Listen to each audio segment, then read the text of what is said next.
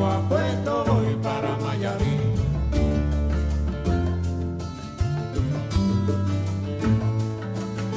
De Alto Cero voy para Marcané, llego a Puerto, voy para Mayarí.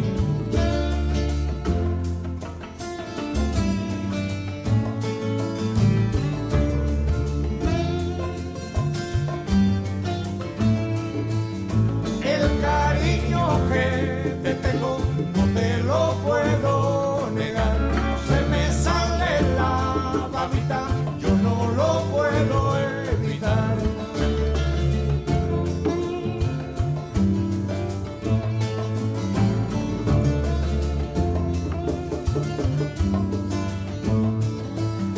Cuando Juanica y Chan Chan en el mar servían arena, como sacudí el jibe, a Chan Chan le daba pena.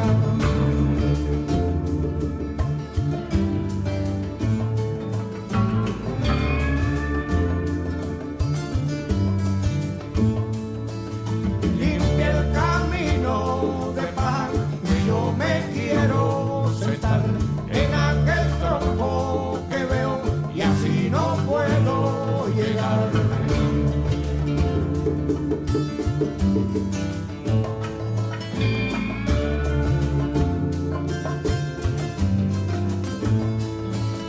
De Alto Cero voy para Marcané, llego a Puerto, voy para Mayarí.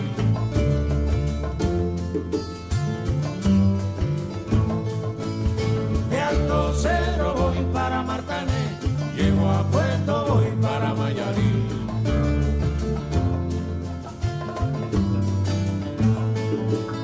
De Alto Cero voy para Marcané, llego a Puerto, voy para Mayarí.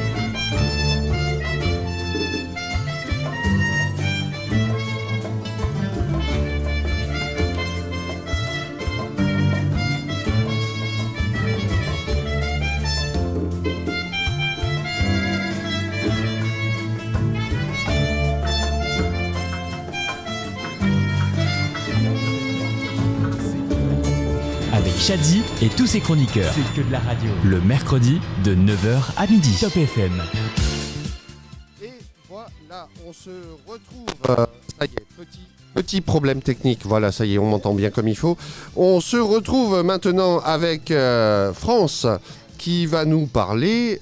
Vous avez entendu cette musique qui vient de Cuba. Tu nous parles de Cuba aujourd'hui, France. Oui, amis globetrotters, bonjour.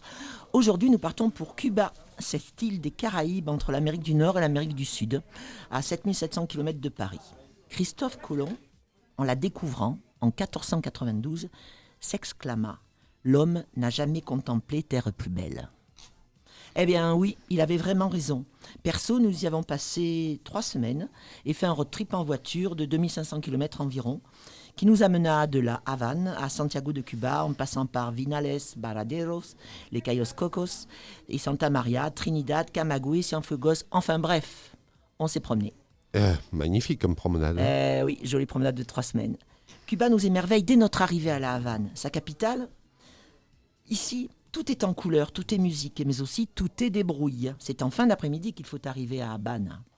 Quand le soleil se couche sur les ruines des façades coloniales du XVIIe siècle, et à leurs pieds, les belles américaines, ces 70 000 voitures oubliées des années 50. Sa vieille ville, classée au patrimoine mondial de l'humanité, de toute beauté, essaie péniblement de se reconstruire. C'est ici que jusqu'à la fin des années 50, les Yankees venaient s'encanailler.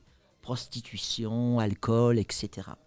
C'est aussi ici qu'Ernest Hemingway écrivit Le vieil homme et la mer entre 2 daiquiris au bar Le Floridito face au portrait de l'illustre Fidel Castro, El Presidente, durant plus de 50 ans, et le Che, dirigeant de la révolution cubaine.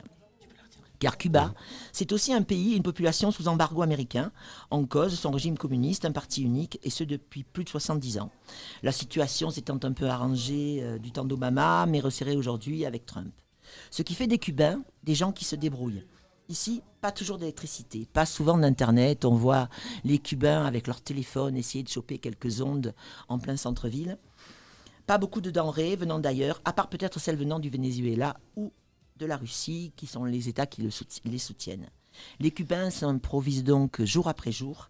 C'est ça des brouilles, mais bon, on va pas parler politique toute la journée, donc on va vous raconter. Cuba, c'est la gentillesse de sa population, c'est sa générosité, le partage quand on n'a déjà rien, c'est du tourisme chez l'habitant, essentiellement, et surtout, comme tous les peuples qui souffrent, c'est la musique. Ici, partout, les gens jouent de la musique et dansent dans la rue, dans les petites échoppes, les restos, sur le trottoir, entre les charrettes à cheval, les tuk-tuk et les cocotaxis.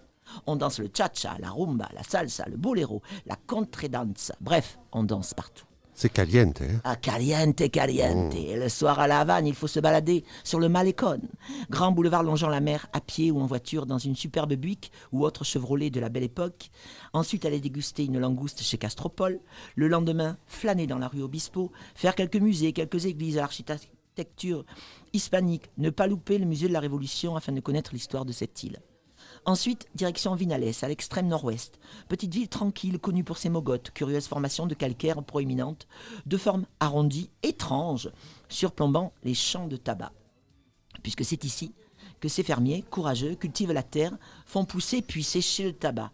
Plus d'1 an pour obtenir le résultat. Nous apprendrons que c'est en retirant la nervure qu'on obtient des cigares sans nicotine. Pas vraiment certaine de cette information.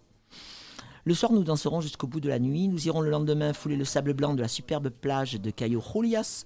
Après une bonne heure de route et de piste, découvrir et merveiller ce paysage de cartes postales. De Vinales, direction Varadero. Moins à la mode depuis quelques années, ancienne station balnéaire, mais vrai centre de vie tout de même, avec un vrai marché. Le tout longeant une superbe plage de sable blanc et une mer couleur turquoise. Ici, pour nous, farniente, morito et bouquins sont de rigueur. Bref, un régal. De Varadero, nous reprenons la route vers Cienfuegos, où nous nous arrêterons déjeuner. Très belle cité, blanche et claire, au nom du révolutionnaire. Encore un autre, copain des autres précédemment cités. C'est tant illustré ici même. Nous voici sur la côte pacifique. On va jusqu'à la Punta Gorda, au bout, un super petit resto, où nous dégusterons un fameux arroz con polo. Alors, qu'est-ce que c'est ça? Eh bien, c'est du riz avec du poulet, mais à la cubaine, un peu relevé, un peu épicé, Ouais. un genre de riz un peu trempant bien dans son jus. Ah, ah. Bon, j'ai oublié de vous dire une petite chose qui est quand même vachement importante, c'est qu'à Cuba, il existe 2 monnaies. Ah bon? Ouais, le peso national et le peso cubain convertible pour les touristes. C'est-à-dire qu'en fait, et heureusement pour eux, parce que si malheureusement ils utilisaient notre monnaie, déjà qu'ils n'ont rien, ils n'auraient pas grand-chose. Oui. Mais bon, forcément, le touriste va payer plus cher. Mais le plus cher du touriste est encore le moins cher chez nous. Eh oui. Enfin, le soir, nous arrivons à Trinidad. Alors, Trinidad, nous logeons, comme partout à Cuba, dans une jolie casa chez l'habitant, source de petits revenus supplémentaires pour les Cubains, mais très très réglementés. Quelle découverte cette ville, également classée au patrimoine de l'UNESCO, la superbe architecture coloniale, parsemée de maisons colorées, toutes différentes, élevées d'un étage, ou en rez-de-chaussée. On trouve la voiture dans la salle à manger et une petite boutique dans le salon familial. Ah ouais. Tu vois la fenêtre et tu vois le salon, les gens et à côté une voiture ou alors une petite échoppe avec de quoi vendre ce qu'on a à vendre. C'est hyper original, ça. Ouais, bien sûr. Mais bon, quand on n'est pas très riche. Eh oui. Ici, la musique est partout. La Casa de la Música au pied de la Playa Mayor danse toute la journée et toute la nuit. Les groupes de musique se relaient. À croire que, comme les esclaves d'Amérique, c'est leur moyen de s'exprimer, de s'évader, un verre de rhum à la main. Nous faisons de même. Tu t'en doutes. Eh oui. Le lendemain, nous irons nager dans l'océan Pacifique vers la Playa d'Ancón, là où Ernesto, chouette rencontre, garde la voiture, la plage et vous fournit en plus les masques et tubas, certes usagés, pour découvrir les fonds marins superbes. Le jour suivant, nous nous arrêterons à Santa Clara où s'y librera le célèbre dit Che Guevara, bien sûr. Partout en ville, comme pour Castro, on y trouve des représentations du révolutionnaire, notamment une immense statue qui domine la ville. Ensuite, direction Cayo Santa Maria et Cayo Coco. Ces superbes presqu'îles de sable blanc. Une seule route pour chacun des caillots, construite à main nue par des Cubains. 30 km de route pour chacun des caillots. On y trouve au début de la route une mention spéciale pour les travailleurs, qu'avait écrit Fidel Castro. Jetez des pierres et ne regardez jamais en arrière. Le tout sur une chaleur torride pour créer un caillot où ils n'auront jamais, mais jamais le droit, eux, Cubains, de s'y reposer. Juste pour les touristes. Sur ces caillots, pas de centre de vie. Nous nous y prélasserons quelques nuits, mais nous quittons bientôt la plage et partons pour Santiago du Cuba, avec un arrêt à Camagüey pour la nuit. Une très jolie ville coloniale avec ses toits de couleur et sa superbe église du 18e, classée bien évidemment, puisque à Cuba, tout est classé. Et puis après avoir traversé villages et collines, grignoté en bord de route, bananes séchées et autres friandises, nous arrivons enfin à Santiago de Cuba. À l'autre bout de l'île, chaude et exotique, semblant oubliée du reste du monde, la plus proche de la mer des Caraïbes, coincée au fond d'une superbe baie.